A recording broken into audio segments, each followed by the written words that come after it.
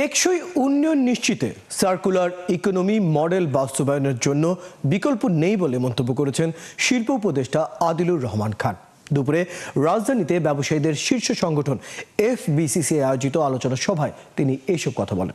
উপদেষ্টা বলেন, সার্কুলার অর্থনীতি গড়ে তুলতে বেসরকারি খাতকে সব ধরনের সহযোগিতা দিতে প্রস্তুত শিল্প মন্ত্রণালয়।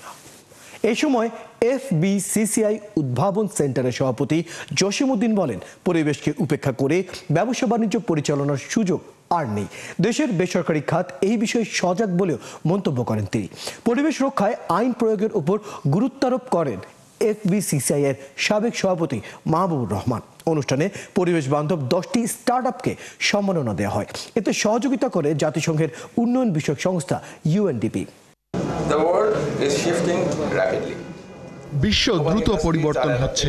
বৈশ্বিক অর্থনীতি সার্কুলার অর্থনৈতিক মডেল গ্রহণ করছে, যেখানে পণ্য পুনর্ব্যবহার ও পুনঃ উৎপাদন করা হয়। এই মডেল শুধু পরিবেশের জন্যই ভালো না, এটা অর্থনৈতিকভাবেও লাভজনক। Environmentally responsible. They are economically smart.